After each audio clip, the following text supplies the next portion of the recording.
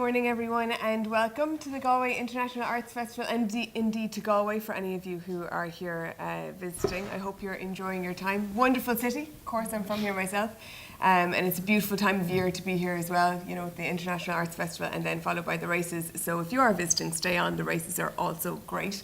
It's absolutely fantastic. As Ethna said, my name is Sarah McInerney. For those of you who don't know me, I present a current affairs programme with Chris Donoghue on News Talk 5 days a week.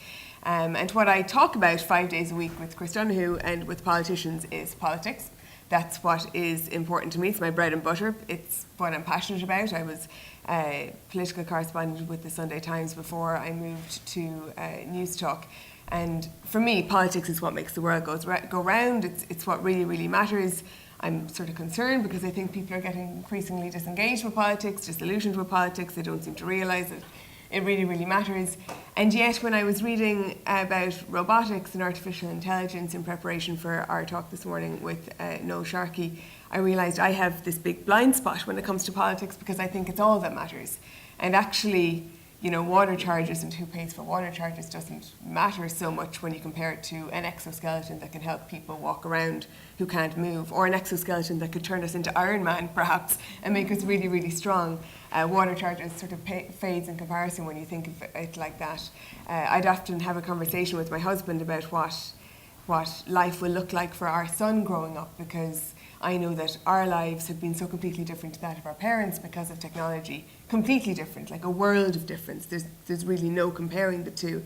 And what will our son's life be like then in another 20 years, and how will that be different? And when we have this conversation, I tend to run into a brick wall and say, but like, we have phones.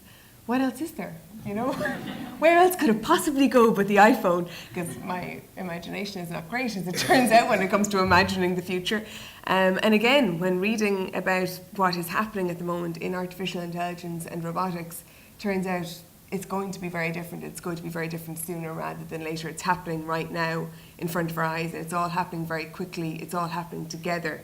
And some of it is amazing and beneficial and will be huge for society and for people, but some of it's dangerous and frightening and worrying, and I think maybe we're not discussing it and we're not talking about it. It's just we're letting it happen around us to a large extent. Certainly I am. It's not something that would be in my awareness. So that is what Noel Sharkey is here to talk to us about this morning, the ethics of robotics, but also the various different technologies and advances, what is true, what's not true, what can we rely on, and when can we expect it all to happen.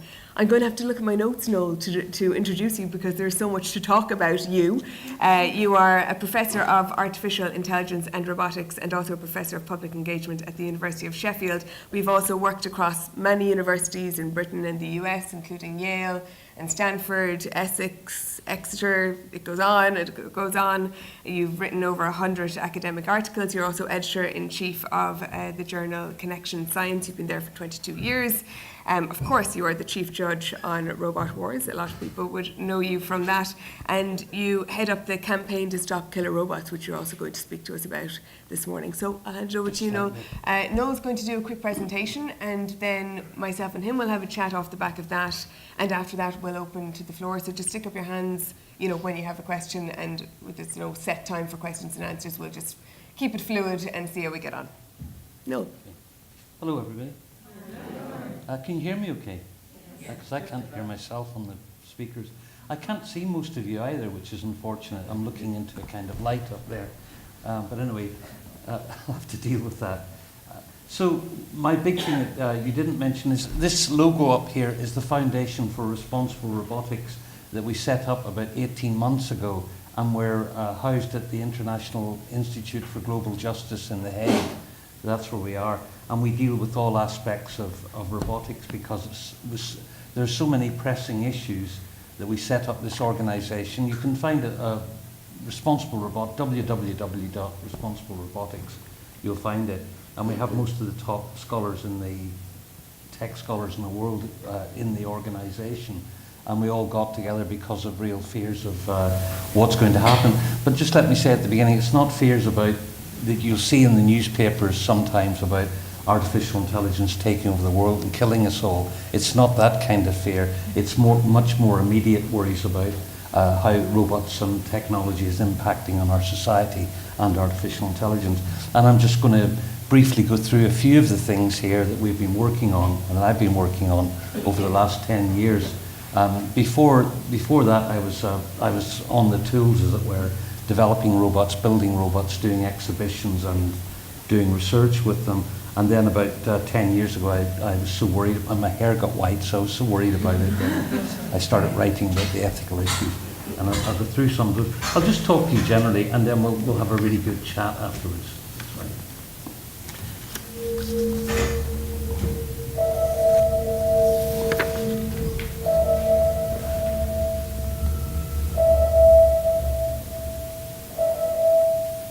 Now that's what I mean by hype. So this is a science fiction trope. This was actually an advert that I was involved in for the I don't know if any of you saw it, Westworld.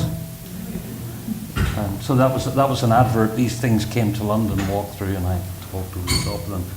But if you've seen Westworld, that's not what robotics is going to be like for I don't know when. I mean, maybe never, but it won't be. It'll certainly be a very, very long time. My grandchildren will probably be dead by then, put it that way. Not that they'll be killed by robots, I mean, old age, I was thinking. Okay. So the worldwide numbers in robotics has been really increasing dramatically, and I'm only showing figures here for 2014. And you've got this thing of robots are really divided into industrial robots, and they've been around since the 50s. So you'd expect a lot of them. There's 1.5 million of those roughly operational on the planet at the moment.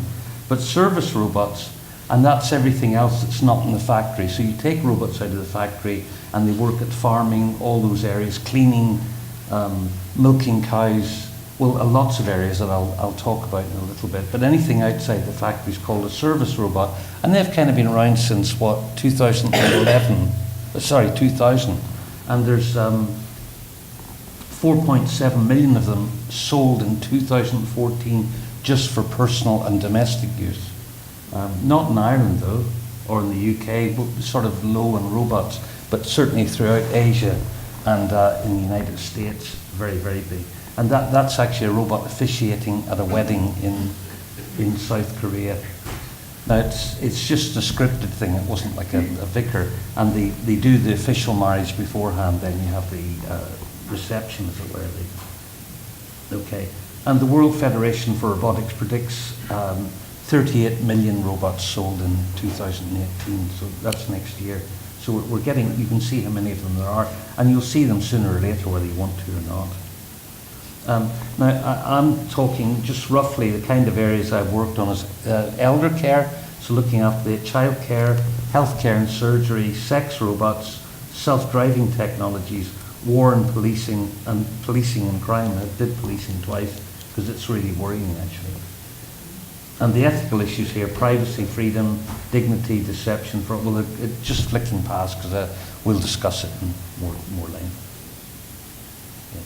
So these are robots here. This robot here that you see at the top, that's a burger making robot. And there's some concern about that because it will make 400 burgers an hour. And I'm talking about from scratch. So it chops up the meat and makes the actual burger absolutely fresh for you and delivers it in 400 an hour. And this former CEO of McDonald's has told the McDonald's people who are they're really on bad pay in the United States, and they've been complaining a lot. And he's told them that if you keep complaining, we'll replace you with these.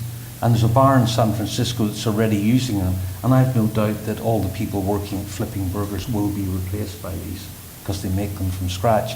So there's real concerns now about technological unemployment, what's going to happen in the next 10 to 20 years because robots are going to take so many of our jobs. And it's a real concern, and we're not sure what to do about it.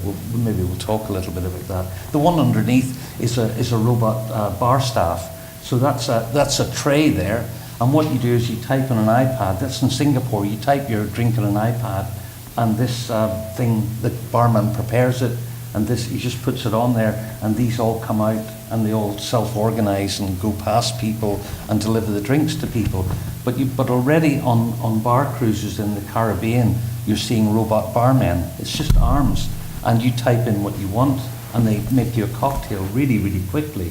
And you can actually type the ingredients you want, and it will price it up for you, then make it and serve it very quickly. So you see what I mean about unemployment, never mind self-driving technologies. There's a lot of stuff with drones around at the minute as well. In the UK government decided to get into bed with Amazon and start doing a test of deliveries.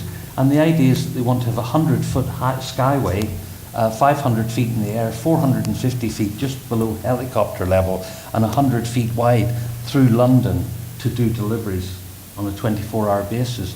Now, it won't be one skyway, obviously. The drones can't, everybody's not living there, so they'll have to go everywhere.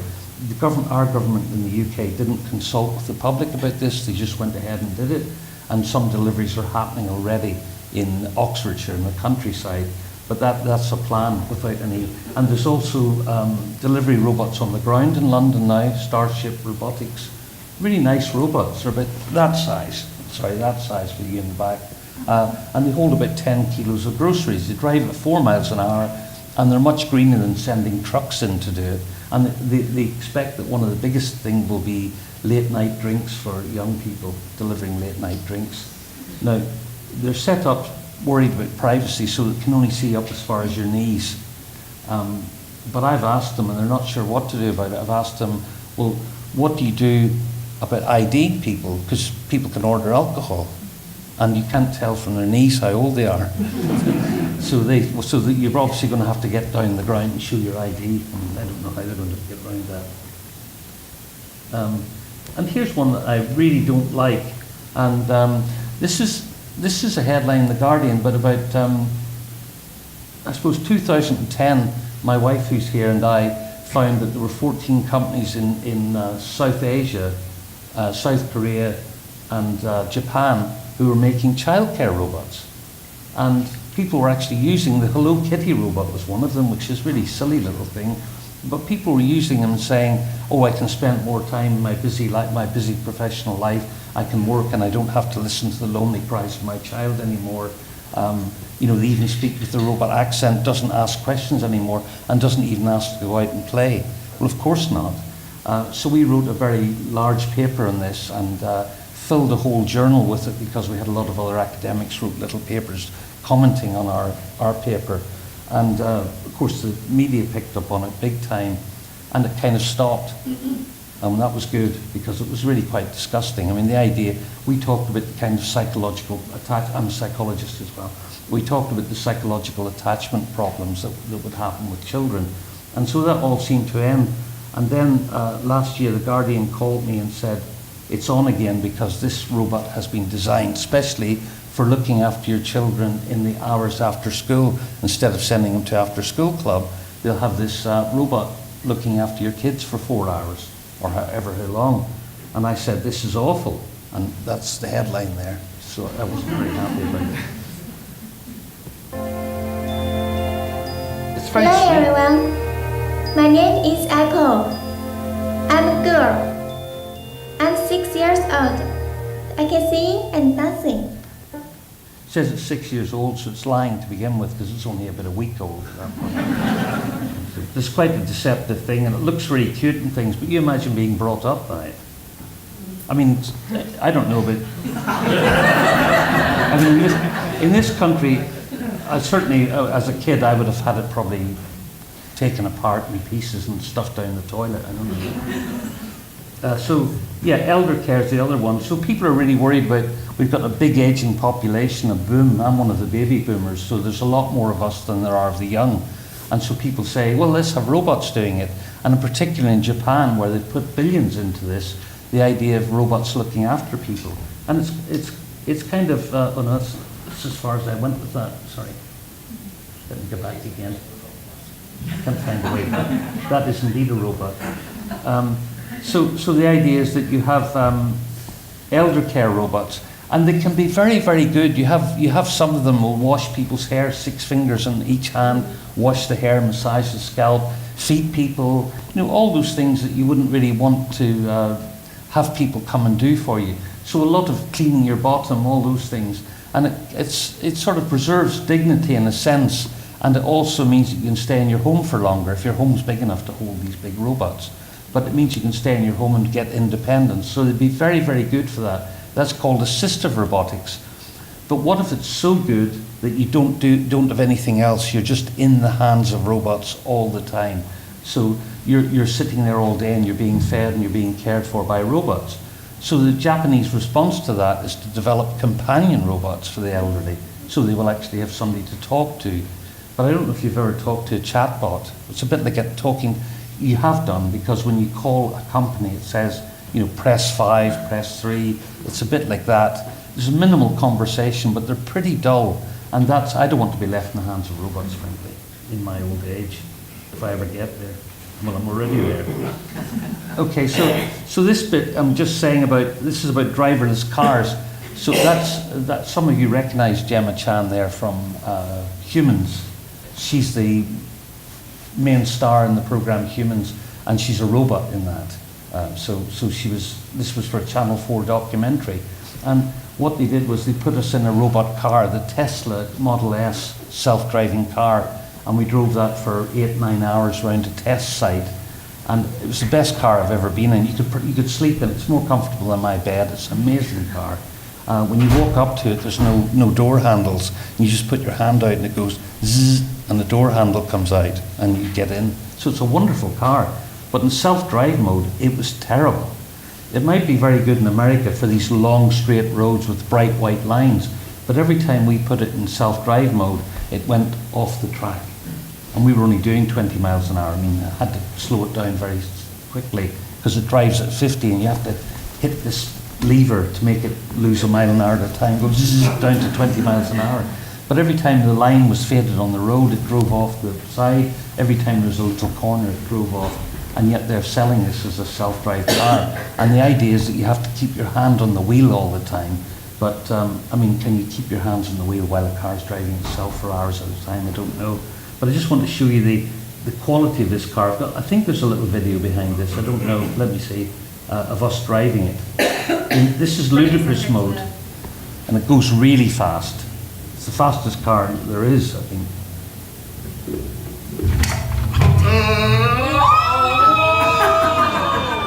Much faster than it Right, tell me how right, I'm just going to keep, I've never been this fast in a car before in my life. Tell me to slow down when I should slow down. Yes? Yes, slow down. No? We're on the way to the end. Sounds pretty scary. So imagine that in self-drive mode at that speed. I mean, so to worry. And I mean, it's very funny until you see this. That's the first fatal accident. There's been 3 now. This chap was watching a Harry Potter movie while he was driving and hit a trailer and smashed to pieces. It's the handover between, if there's an emergency, how do you suddenly take control if you're not paying attention? It's really a problem. Sex robots. We've just written, this is our report, we've just written a 40-page report for the foundation on sex robots because there's so much of this happening at the minute that people aren't aware of. And there was a lot of very pertinent issues there.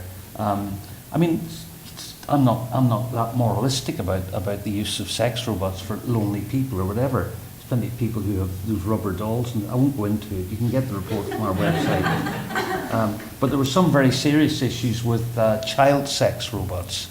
And so we had to deal with that, and also robots that are designed to refuse sex so you rape them. So there was ethical problems there that I won't go into. But I will say that it comes close to home in Ireland. So after our report was released, a reporter in Dublin found a brothel where they were using sex dolls. That's a picture of one of them there. So it's not that it's in some far off place. These things are definitely around and getting more prominent. Now this one, sorry, I'm going to stop that and go back again because I haven't said anything. So the other thing that Sarah mentioned at the beginning was that I've been campaigning against the use of robot weapons, and that's weapons that can go out without human supervision. They launch them, they can go out, find their own targets and kill them without any further supervision. So they look for a target and kill it. And we're not talking about a Terminator robot, we're talking about fighter jets, tanks that the Russians are developing, Chinese, the UK a little bit behind, but they're developing them, and also Israel, big time in Israel. And Israel are hoping for a whole joined up force within the next 5 years of tanks, planes, ships, and submarines. So they're all being developed. And this is just one of them here. This is the X-47B, and they're kind of very fast. They're sort of fast subsonic, and they've got some supersonic ones now as well. Meet the X-47B, the technological dream machine that is the future of U.S. Navy unmanned aviation. The X-47B has been designed for use aboard Nimitz-class aircraft carriers. Its tailless batwing shape will make it the stealthiest unmanned system ever to take to the skies. So one of the points of these is that you don't just send in one, they're what you call a force multiplier. So you send in a swarm, they call them swarms of them, with one person sending them in or can bring them back. And you know, these things can't really discriminate between a civilian and a combatant, but people want to use them. So for the last 4 years we've been working at the UN with a committee, this special committee called the CCW. The name's a paragraph long, we just call it the CCW, and they're a committee that's there to prohibit weapons. So it's 121 nations, and we're gradually making headway with them as we go along. And this year we've got 3 weeks. We were supposed to have 3 weeks of meetings we'd fought hard. They have a little conference every year with lots of people giving witness, and this year they were moving to the next stage, but Brazil didn't pay up their fees, and so the meetings were cancelled. So we're having to do them next year instead. And it's quite urgent because, I mean, things like, if you don't know this, but the Russians have made this T-14 Armata tank, super tank, and according to American military advisors that I've talked to, it's at least 10 years ahead of any other tank in the world. It's the width of this room, massive thing, and it can be remote controlled at the minute, but they're trying to turn it into a robot tank as soon as possible so that it can work in its own. And the idea of thousands of those on our borders in Europe is quite sort of scary to me. So I'm just coming up to the last bit now, as I want more time for talking to Sarah. The next thing is that this technology is beginning to come back to policing. So this one here is called the Skunk Drone, and that's made in South Africa. And you can see there it fires pepper spray, it fires plastic balls, and sprays paint as well. And it was designed specifically for miner strikes, because the miner strikes have been quite violent. And so they designed these to break up strikes and break up protests. Now, after they designed them, they said they sold them to 25 companies and to various law enforcement organisations abroad, and they wouldn't say who.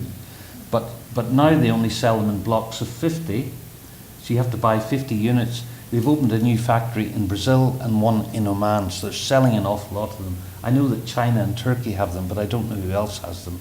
Now, they're remote controlled at the minute, but they could be autonomous. Now, this kind of police use is spreading quite a lot. Now, I've always been worried about privacy issues, which we'll talk about, but I'm now worried about these things being armed. In the United States last year, in November, 2015 November, North Dakota passed a bill saying that they allowed the police drones to be armed with what they call non-lethal weapons. Now, as far as I'm concerned, there's no such a thing as a non-lethal weapon. All weapons can kill. Maybe a water pistol, I suppose, but if you're firing plastic bullets or gas, you know, can kill people. Or taser. So there's a company in Texas that have got a Taser drone, and it's fully autonomous, works on its own. It flies only in Texas.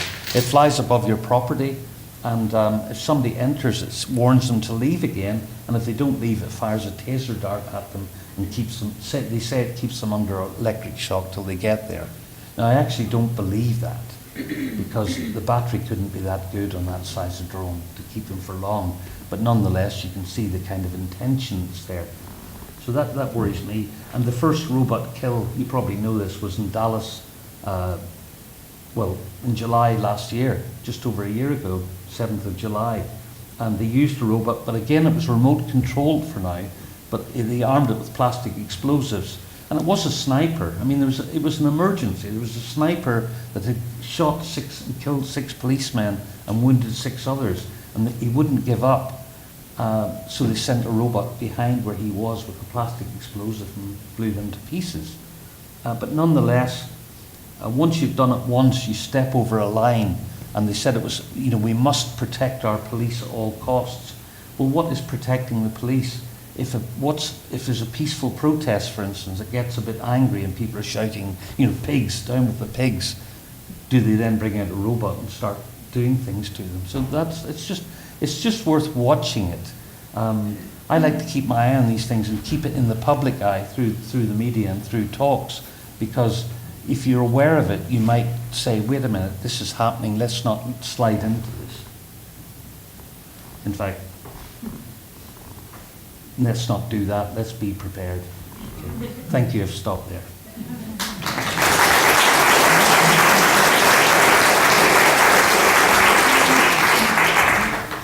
Thanks so much, Noel. And there's so much there. It's such a huge area, isn't it? Yes. And there's so much happening. It's almost hard to know where to start. Well, it's just touching on it as well. Yeah, well, of course it is. I might actually start with where you finished off there, of this idea of policing and killer robots, because obviously you're involved in the campaign as well.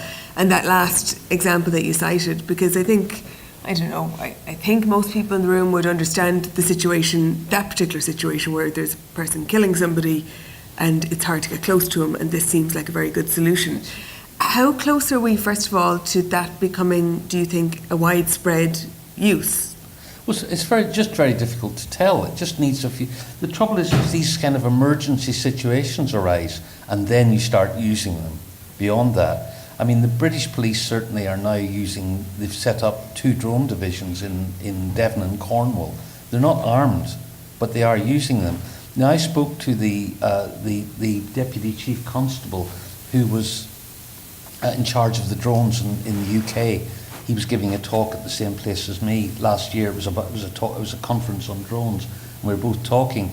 But I asked him on the platform, would you ever arm these in Britain? And he said, no, I don't think we would. And I'm from Northern Ireland, as you can probably guess from my accent. And I said, what about if there was the same sort of troubles as there were in Northern Ireland? And he stopped for a minute and thought and said, yeah, I think we probably would have. So that's the kind of thing. You just need something like a really major outbreak. Supposing there's a sudden riot in London where they're really going berserk, and they have the capability of stopping it using robots, and they have the robots. They wheel them out, and then it just slides from there. So the technology is there, as you've said, with that one. They're ready to go if they want to deploy it. So then you could use them with water cannon or whatever. I mean, I'm surprised they're not being used, but they won't be long. What is there at the moment then to regulate that use, say in the US or in Britain? I don't think we're using them here. Like, are there any laws? Has the legislation kept up with it in terms of what robots can and can't be used for in policing, for example? No, the legislation hasn't kept up with the robots, but there are laws in place for all of these things that are just old laws. So it's a matter of taking the old law and mapping it into the new technology. But if a police can be armed, they can be armed with the robot at the moment. There's no law saying the police must not use armed robots. But I've been pushing in the UK certainly for quite a long time, since about 2007. The first time I talked to The Guardian about it, because the police were using these drones, but there were no personal drones. And I was quite concerned about it for a privacy point of view. But I said as a kind of joke, which of course went in the paper, it was supposed to be off the record, that I can imagine, this was in 2006 in The Guardian, I said I can imagine myself having a few drinks and coming out on the way home from the bar and maybe nipping into an alleyway to have a pee and getting tasered from the sky as a kind of joke. But now it's becoming a sort of reality. Because that's a really futuristic scene that you're painting there. Well, it was then, but it's not now, really. It's possible now to do it. But it's not being done, as I say, so don't be frightened of it.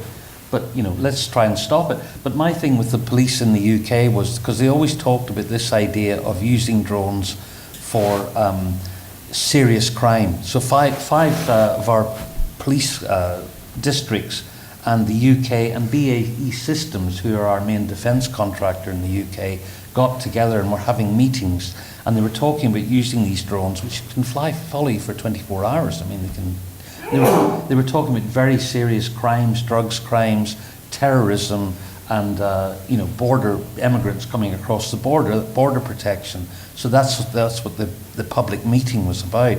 But the Guardian newspaper used Freedom of Information Act to get transcripts of the meetings. And it was things like fly posting, fly tipping, antisocial behaviour, a whole range of trivial crimes they were looking at. So that kind of, the Guardian exposed them and that kind of dried up then. But it's still kind of there. So my argument with the police has only been one issue, which is you can use these for all these things. It's always about finding children, lost children, and getting people out of burning buildings. Sure, but I think you should treat it like the way we treat guns and have a judge or magistrate sign out each individual use rather than having them flying around on fishing expeditions. When you go then to the sort of the apex of the killer robots and the ones that you showed us videos of there, what is wrong with that, or what worries you about that so much? Because again, people might think, well, this is a good way to avoid human life being lost. For example, fighter jet pilots, as an example, that yes. there's no longer any need for them to put yes. themselves in danger. But is it the dehumanization then of their target because you're sending off a robot? I mean, it depends on who's got the weapons. I mean, you start off by, the United States, certainly, their view is that they've lost the edge on missile technology now. And China are ahead now. So they've lost the edge there. So why not get the edge on these kind of robotic weapons by advanced technology? But we looked at drones, and when we were talking about military use of drones, armed drones, I was protesting about that way back in 2007, 2008, with one simple thing in mind. If you develop these, it's all very well to save our soldiers' lives, but they will proliferate. And now 80 countries have armed drones. So it did happen. So if you start with autonomous weapons, this is just one of the issues. Everybody will have them eventually. You might start off with an edge at the beginning, so you're saving your soldiers' lives, and incidentally, in the middle of that, you're killing a lot more civilians because they're not good at separating civilians from army, from soldiers. So you have a situation there. It's the fundamental to the laws of war, is that you must be able to discriminate between civilian targets and military targets, and they could do that to a certain extent by picking out a tank or a particular building, but on the ground, civilians, they won't be able to tell the difference. It won't see the 5 children running around the tank, for example. Or why? So a soldier might, for instance, children running with toy guns might shoot them all. You won't have a concept of the notion of play. Or children sometimes, if you look at warfare is really full of unanticipated circumstances, and you can't possibly program a robot to anticipate that. And soldiers get it wrong. But because soldiers get it wrong doesn't mean that robots will do it better. They will get it wronger, if you don't mind me saying that. So the idea that robots can actually go out there and be proportionate, that's another cornerstone of the laws of war, is the principle of proportionality, where you can kill civilians, but it must be directly proportional to military advantage, concrete military advantage. Now, what's military advantage mean? Nobody knows. You can't program into a robot. It's something there's PhD theses written about it in military academies, and we don't know what it is. But a good commander can smell it. They can say, well, it wouldn't be to our advantage to kill those people because there's children there and the villagers will get very angry and block our supply chain. It's all that kind of calculation, and I don't think a machine can do that. But what you could do, there are circumstances in which you could use them. So you can imagine replacing a cruise missile with one of those fighter jets I showed you. So it can fly in, fire at a bridge, you give it the exact coordinates where to fire, fly in, fire at a bridge, destroy the bridge, fly back again, and get recharged. And that will cost you something in the region of maybe $150,000 as opposed to $2 million for a cruise missile. But you know how technology goes. It just slips into more and more common use. Your adversaries get it, you all get it, and now you've got global problems. An arms race is happening already, and that's just the beginning of it. So you might save your soldiers' lives now, but your soldiers are going to be fighting with robots eventually. And people say sometimes, especially teenagers, will say, oh, this is great, so it's going to be robots against robots, there won't be any soldiers killed. Well, that's not going to happen. And the example I use is, supposing the Irish made robots, and they beat the English robots, would the English surrender? No.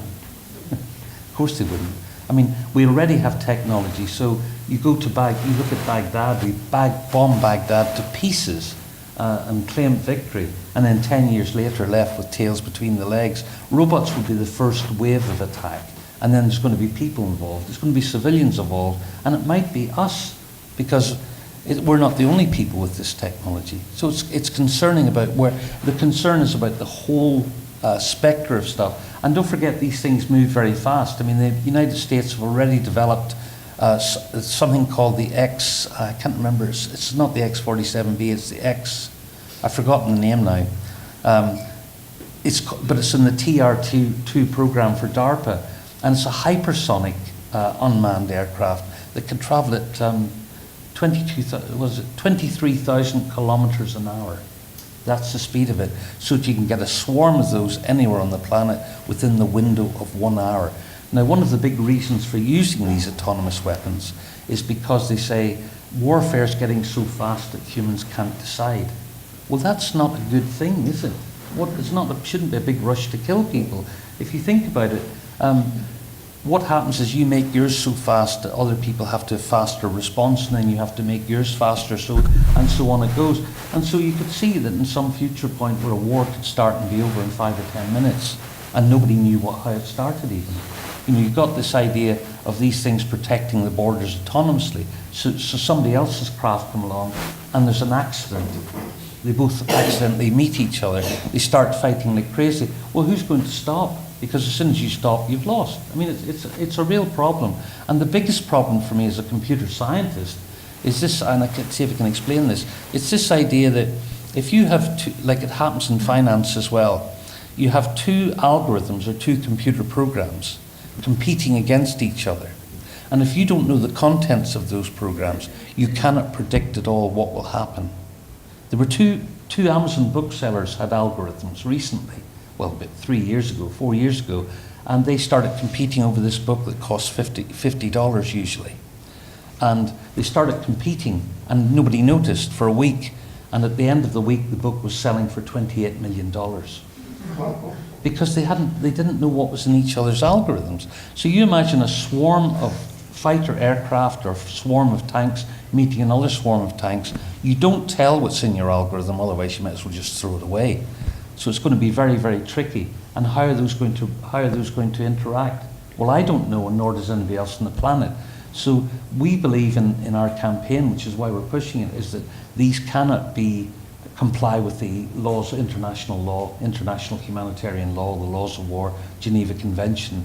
In fact, we look at it in terms of that all weapons should be under meaningful human control so that you can tell the legitimacy of a target. You need a human to determine the legitimacy. And the International Committee of the Red Cross, who worked in the Geneva Conventions, believe this as well. So we're sort of getting there. Okay, I want to move on to the self-driving cars, but first I don't know if anyone has any specific questions about killer robots, or you can come to them later if you do have any specific questions. Oh yeah, we have a couple. Yeah, there. Yeah, I'm just interested in the core technologies for detecting a target. Could you speak up a little bit? Sorry, the core technologies for detecting a target. Is it face recognition? Is it heat sensing? What are the techniques for, say, hitting on you? Well, mainly it's something, what they use at the minute in this recognition is LiDAR, which is a mixture between radar. It's a sort of fast scanning radar, really, LiDAR. So it's a laser scanning like they use in autonomous cars. And one of the problems with using cameras is, of course, shadows. So I could have shown you pictures, but they're very pixelated, and you can determine that something's a tank, and you apply these sort of wireframe model, so you can determine that something's a tank because you can see it's like a truck with a big gun. But if it's anywhere near a woodland, it could be a truck with a tree sticking out. So you can't really tell. But you could eventually use face recognition, but that's not really very good. And if you go on the internet and look up what artists have done of it, there's a really good arts project explaining how you can completely camouflage yourself by putting on false eyebrows, on your forehead, or making a few marks in your face, or wearing, you could all wear Donald Trump masks. Then you'll definitely be killed. Sorry, was there another question at the back? Or yes, yeah. Hi, you were just talking before. Sorry, up the back. You were just talking before about. Where are you? Over here on the right. Sorry. Can't see it. That's the lights. Hi, can you hear me? I can see you now. Yeah, thank you. You were just talking before about obviously your responsible robotics and putting it into play because is there a push at the moment with the killer robots for for it to actually go forward where it's not under mankind. The decision, you know, the decisions made that you were talking about just before at the Geneva conference. So is that why that you've put this in place, the responsible robots? Because people are trying to push it through so it won't be under the decision of humans, it'll be solely robots. Is that, I just didn't understand that point. Okay, no, that the responsible robotics is about policy for the civil society. So it's about trying to get joined up thinking. Let me just explain a little bit here. So the problem is that all this technology is coming in, and what we're finding is that the UK government and European governments are really pushing it because they see big economic, they've got dollar signs in their eyes, or pound signs, or euro signs in their eyes, and they're pushing the technology, putting lots of funding into it, but there's no joined up thinking about how it's all going to come together and what it means to us. So the Foundation for Responsible Robotics is a think tank that tried to think through the implications for society and how these technologies will work together, and write policy documents or white paper documents so that we can give them to policymakers and try and push forward, try and push their thinking. It's not for me to make up policies, but it's for me to tell them what the issues are and get them to think about them. And in the military one, I'm chairman of another NGO called the International Committee for Robot Arms Control that started right back in 2009 with it's a group of international scholars who work specifically on disarmament issues. And that was set up in 2009. We campaigned quite a lot then, but we didn't know how to do it, essentially. We were academics, so we didn't know how to move it forward. And I traveled the world. I talked to 30 different militaries, just spread the word all the time. And our aim was to get international discussion going, and we weren't successful. We were going out and talking a lot, and we were getting talked to, but we couldn't get people to talk together about it. And then in 2012, Human Rights Watch came to me in Sheffield and said they were interested in these issues. And when I talked to them for several hours, and they brought me to New York, where I talked to a large group of NGOs. And at that point, we decided to form a campaign to stop killer robots. So we've got, it's Human Rights Watch, Amnesty International, the Nobel Women's Initiative, and we've got lots of Nobel Prize winners like Desmond Tutu, etc., all working together internationally, talking to lots of governments. So it changed everything over the last 4 years. They've opened all the doors, so we're talking to governments, we're going into we're going to countries like all over South America, or we go to Germany and go and talk to the ambassadors, and we just put pressure on all the time trying to explain. I don't know if that answered your question. Are there any other specific questions about killer robots? There's one. Yeah, fire ahead. My premise is that all wars is a form of insanity, and I go from that premise. So wars with robots makes the insanity even worse and worse. And how it's going to finish? Yeah, I agree with you. It's just big gangs of people going and fighting. I don't like war at all. Though I think that occasionally, if there's something really evil, like when there was rape camps in Serbia, when the Serbs were doing that, then I thought you needed some sort of international policing to stop it. But that's the only instance of my lifetime where I've thought there's been a just war. Are you? Would banning these autonomous weapons, robotic weapons, would that prevent North Korea, Iran, Israel, terrorist organizations from developing these weapons and using them? I don't know. I mean, all you can do is set the laws in place, and you create a stigma. Certainly when Syria used chemical weapons for the first time, Russia actually said, okay, they shouldn't be doing this, and they stepped in together to try and prevent it. But of course you can't really prevent everybody from doing anything, but that doesn't mean you should walk away and not have any laws. I mean, so you set them up, and then at least somebody's breaking a law. Otherwise, it's why shouldn't we use them? But that may mean that only the enemy has these robots. Well, that's you sound like the UN. The UN is just an organisation trembling with paranoia. Nobody believes anything anybody says, and they all come and I talk to everybody because I'm not a very partisan person, but the Chinese will come to me and say the Americans are just saying that, but they're going to do black testing, or it's all that kind of paranoia, and you just have to cut through that. I mean, the people I'm working with managed to get landmines banned, anti-personnel landmines banned, they managed to get cluster munitions banned, and they managed to get blinding lasers banned. Now, people might still use these, but at least you know it's against the law, and the international community can turn on them. The UN can apply sanctions. That's the best you can do. I mean, nuclear weapons have just been banned 2 weeks ago. But what's the chance? But everybody signed up for it except the nations that have nuclear weapons. You know, so, To but what extent do governments, in effect, have any power? It's corporations which generally are running the world at the moment, and they are running these, and they will continue to do so, and proliferation. And so your organisation and your network of organisations are funded by, I don't know who. nobody. The we work on our own merit. The International Committee for the Robot Arms Control doesn't take funding from anybody. We're a group of academics. We even pay for our own travel to the UN. Right. So, and is that true? And sometimes we collect funding. If we have a workshop or a meeting or a conference, we will go to a charity organisation, a peace organisation, and get funded from them. So we don't take money from corporations. That's fine. No, I'm more interested in, and I think the work you do is wonderful, but I'm more interested in the fact that there is an economic hegemony, which has nothing to do with governments, who in effect are into the development of these all, and are without moral compass, if I may use the term. What is the hope then for? Well, governments can still put constraints and regulations in place, but it should all be done internationally.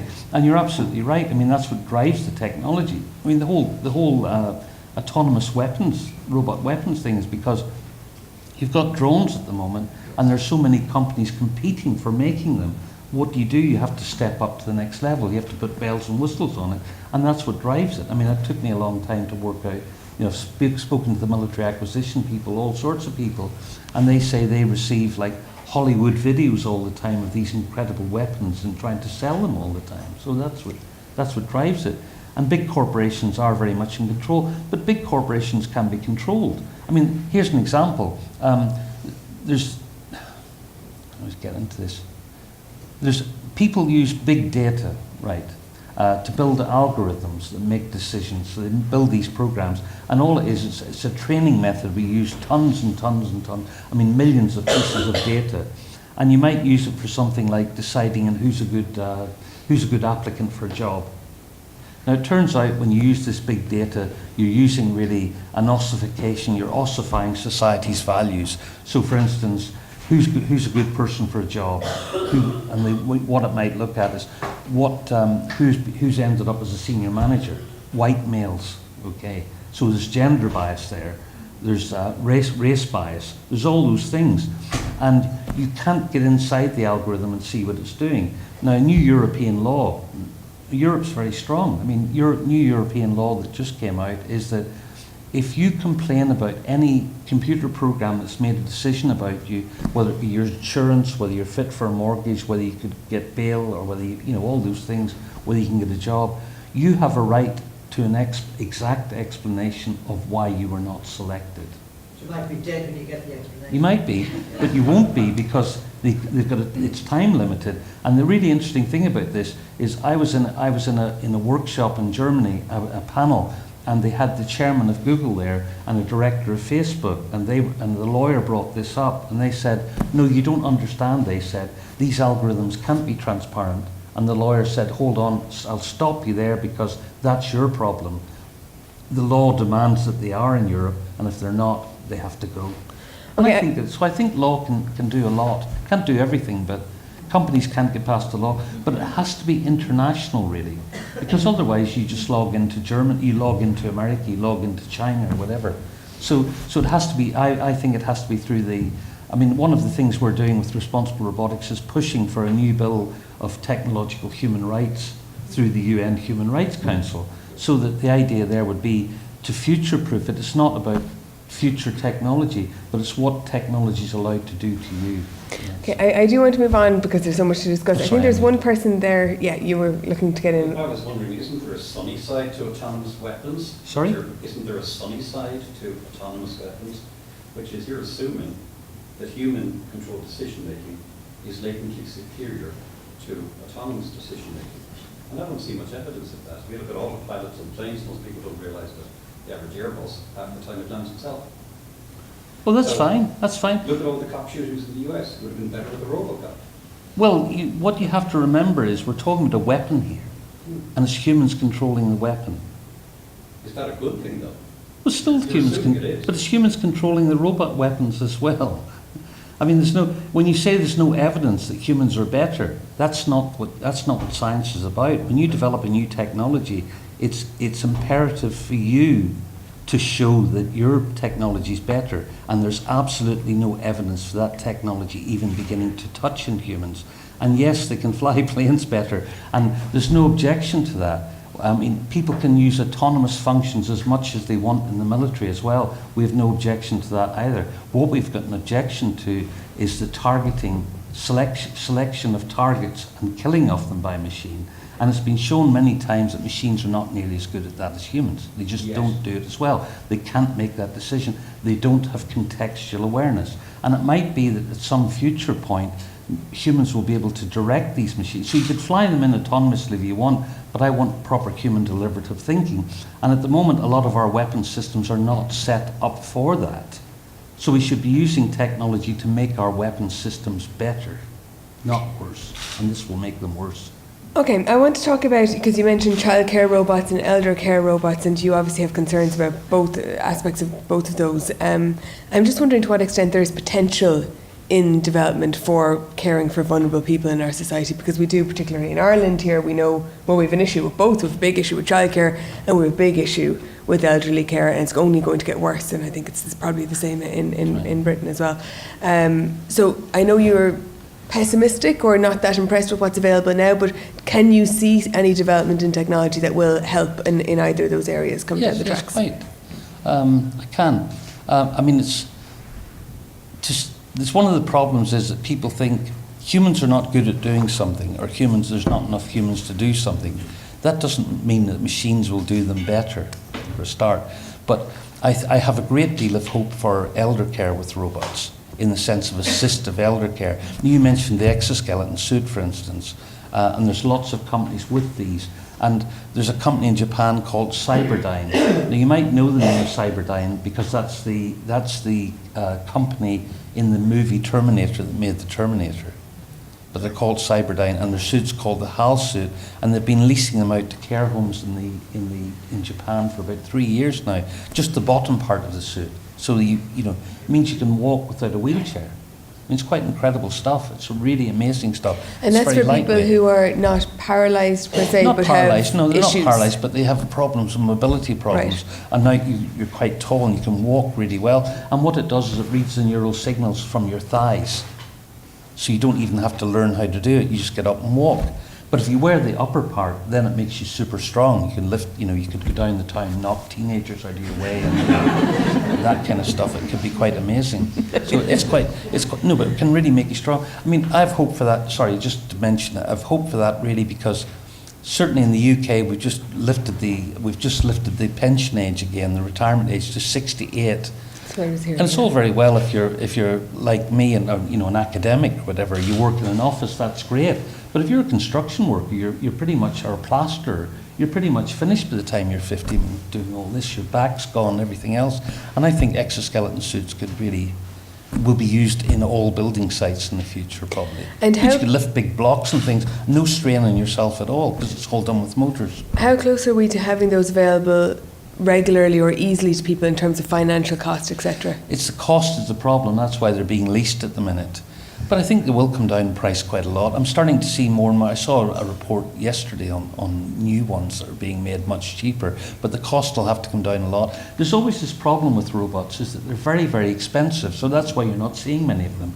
I mean, that childcare robot you saw is probably about 30,000 euros. So they're quite expensive. And the problem is, it's like a vicious circle, because in order to to sell them cheap, they have to mass produce them. But in order to mass produce them, they need a big market. So it's getting that balance right. But I would have thought the exoskeleton should be everywhere. I certainly want one. And they'll get better and better and better. As more people use them, I mean, they'll just get better and better and better. I mean, nanomaterials are incredible now. All that stuff, all the motors, everything is getting better and better and better all the time. Anyone have any specific questions about childcare, or yes? Do you mind talking a bit more about how these robots can change the medical field in general, and potentially also how widely these robotics are being accepted in the medical field in terms of doctors today, and like how that advancement's going in terms of what these machines are doing within the medical field in the hospitals and all these places? It's a big question. I'll cover some of it. Well, there's a hospital called St George's in Scotland, and it's pretty much a robot hospital. But it will do things like, it's got underground places, so it will deliver drugs to the patients. That's one thing you can do. There's automated trolleys that will pick people up and take them to the operating theatre.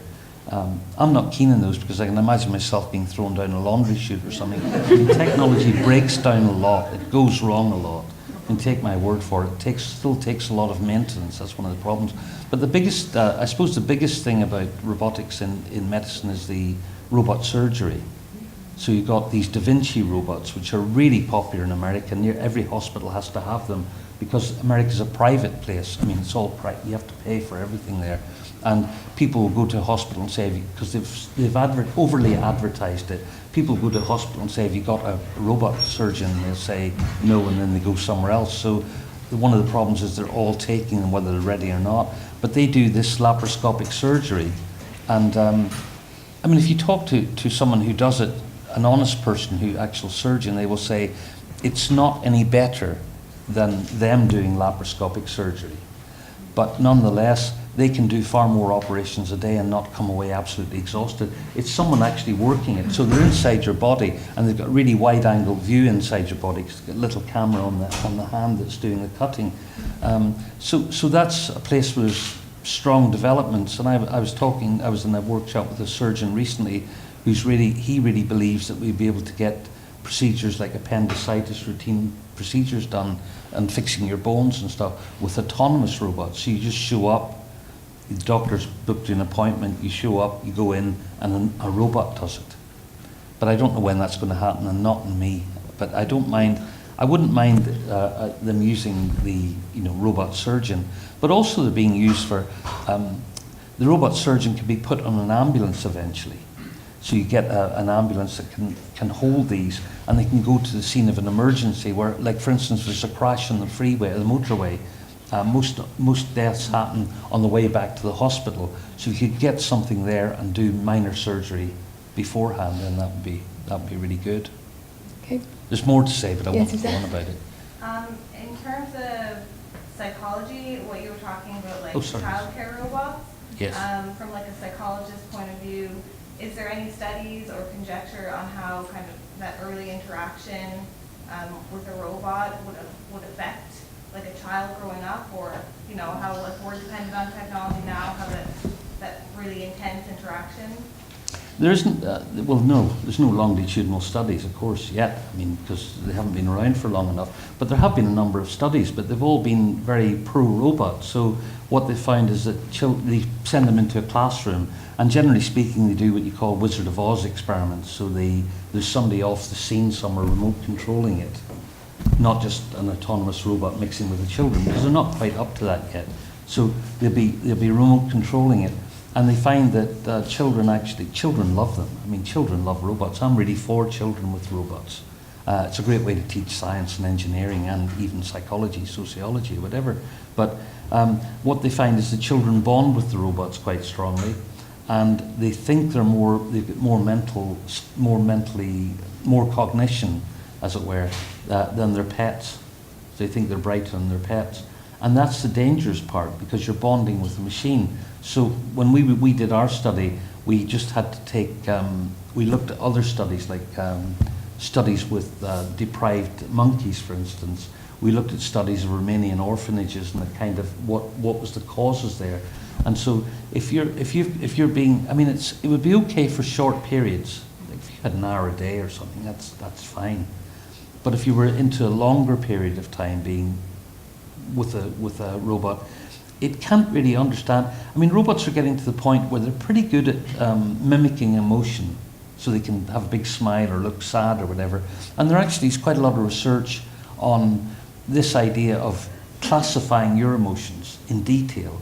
I mean, there's the Ekman stuff, which is, you know, looking at the exact shape of your eyebrows and what you're doing, so you could tell if you were sad or crying or whatever. So you could classify that. So you could have a robot that could actually tell if a child was in distress. But they would have no idea what distress is or what an appropriate response would be. I mean, is this child looking really sad because it's just dropped its chocolate bar down the toilet? Or is it because its mother's just died? I mean, there's no way of telling that. So it's not really appropriate. And children, if you look at developmental psychology, you know, you can look at how they even model the person's lip movements. I mean, they're building role models all the time. And I don't think a role model would be a very good thing for a child. The one example we have is Max, who was left for a long period with the Hello Kitty robot, and the mother speaks with the robot's accent and doesn't ask questions anymore. I mean, it's not looking good. I want to move on because we're, studies are needed. Sorry, we're almost out of time, unfortunately. I do want to ask you about self-driving cars. I mentioned my son at the beginning, and he's 2 now, so 16 years' time, will everybody be knocking around in self-driving cars? Will he ever learn to drive? Will he ever have to? It's hard to know, really. It depends what happens. If there's a lot of fatal accidents, no. But the way things are going, again, it's big money. They're being really pushed hard. I mean, Uber has now got a self-driving taxi in New York. So it will come and pick you up and you get a free ride then. I don't know if you have Uber here. Do you have Uber? Yeah. Well, you get a free ride. But of course there's a driver in it, but he's not driving it, if you see what I mean. But the very first day, one of them jumped a traffic light. I mean, it was videoed by another taxi driver jumping a traffic light. So I think there's still quite a way to go. Most companies, like Google, have been experimenting with this really slowly since about 2004, after the DARPA Grant Challenge. They got a Google car started then, and they've done millions and millions of miles. They're really, really careful all the time doing experiments. But Tesla's just jumped into this out of nowhere and just started, offering them for sale already. Volvo are getting into it, Ford are getting into it, Mercedes are getting into it. So all the big companies want it. The thing is that you have to, when you use one of these, you have to sign a thing saying you understand that it's experimental, it's beta testing, and so you sign that. But I'm not signing it, and I'm on the same road as those cars. So we don't know what's going to happen. But my belief is that, I think we're going to go through a period where there may be going to be a lot of accidents, and will the public tolerate it or not? But my view is these will save lives eventually, really save them, because, when all the cars are autonomous and you've got control with cameras everywhere, sensors on the roads, so a child running out in the road is detected well in advance, all the cars can be slowed down, that kind of thing. But I don't know how well they'll do here in Ireland. I don't know what, certainly where I come from, if we had known that these cars have sensors and will stop whenever you're in front of them, we'd have been, out there. There'd be traffic jams everywhere. We'd have been using mirrors to get them off the road, and we'd have destroyed them completely. So you can game this technology. Another big worry about it is that people can hack into it. I mean, Jeeps have been hacked in America. All sorts of vehicles have been hacked where they're working the steering wheel. So this is a fully computerized vehicle. Will it be hacked? Will you suddenly find yourself going off in your brand new, very expensive car and being then mugged and your car taken off you? I don't know. So it's hard to know. But they should be with us, according to everybody else, within the next 5 years completely. Wow. Okay, we have time for one more question. It can be on this, it can be on anything else that you have any interest in. Let's see, yourself. So it's possibly going further into the future, but we're talking about healthcare, and there's been lots of neural implants for people with paralysis recently, and they're able to connect up to robot arms, which is fantastic, and get the sense of movement that they didn't previously have. And going forward in the future, I know there's more companies now being set up to investigate neural implants. So I'm just wondering, how soon, or would you have a time constraint where you think people will actually start inserting technology into their human body? I know we do it from medical contents, like tickers in the heart, and you have different things already. So I think, when do you think that will become more widespread for Well, maybe enhancement rather than just medical? Yeah, well, he's asking about enhancement rather than just using for prosthetics or whatever. I mean, it's getting pretty advanced with the prosthetics, but it's still a bit slow. I mean, the stuff that you're using, like for instance for Parkinson's disease, little things that tickle your cortex or tickle the motor neurons. And there's also really good for epilepsy. We put in deep sensors that can detect epilepsy before it happens and then send signals to the cerebellum or the cerebral cortex to prevent you having a fit. So there's those things. But the idea of doing enhancement, I mean, I don't know about that at all. I'm not sure. And I'm not sure it's going to work. I mean, there's a lot of talk about it. Elon Musk, who the Tesla car guy, is talking about having these false neural nets growing across your brain and things. I don't want things inside my head at all. I don't know why people would want to put bits of metal in their head, but people are talking about things like memory modules. So you get your mathematics memory module. You don't need to know anything about mathematics. But as I see it, they're not really thinking through how this is going to impact on people. For instance, we know that from psychology, human memory, you know that if somebody has an incredible memory, if you read the book Luria's S, if somebody has a really good memory, some people have astonishing memories, photographic memories, they're very bad at abstraction. One of the things that humans are very good at is abstracting away from detail, and I think that's because we have flaky memories. We have very flaky memories, and so our flaky memories mean that we don't have all the detail all the time, and we can abstract. And you get much better at philosophy as you get older, because, I mean, I'm very good at abstracting now because of, my memory's going I'm losing so many brain cells and I'm getting brilliant at abstraction. Before I go completely demented, I'll be the best abstractor in the world. Then you just abstract to, And on that note, Noel Sharkey, thank you very much for a fascinating talk this evening. Thank you, everybody, again.